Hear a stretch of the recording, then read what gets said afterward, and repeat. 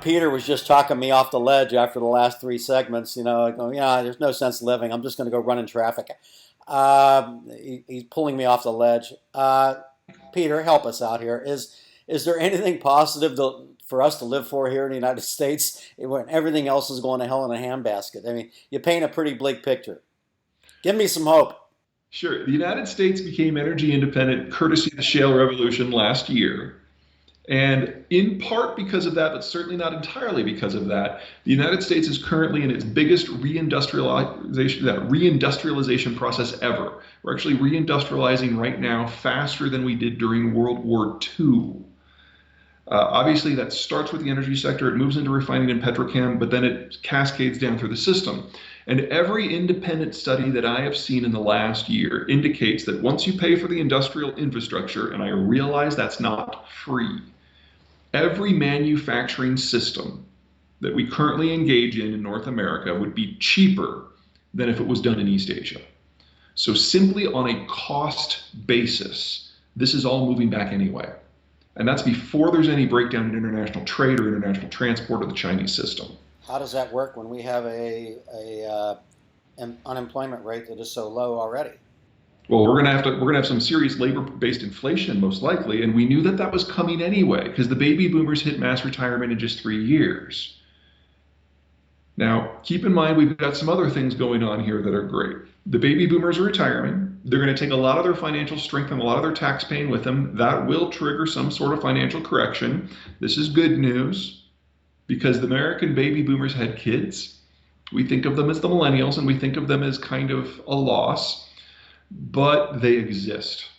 There are no Japanese or Canadian or German or Italian millennials. So we will have a period of financial tightness, certainly. That's unavoidable. And then we'll grow out of it. No one else will. So we're going to have financial tightness, we're going to have labor tightness for a few years, but by the time you get to 2030, that's all behind us, and everybody else doesn't recover. So you're going to see this constant stream of skilled labor, of financial resources, and then all the inputs of an industrial era coming into the United States in ever greater volume in the decade to come.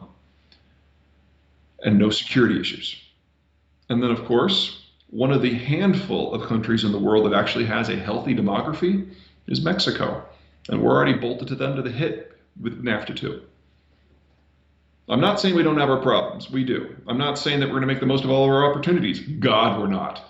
But I mean, Apple's going to bring their manufacturing here. We're going to go to the AARP and get all their members and have them working in the Apple factories making iPhones.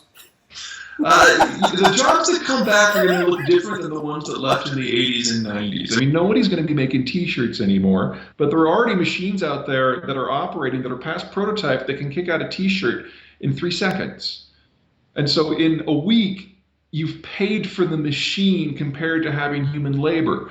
You're going to see the same thing in every sort of industry as we digitize in order to push down labor costs and push up productivity. Now, the biggest challenge we have going forward is changing our educational system to reflect that.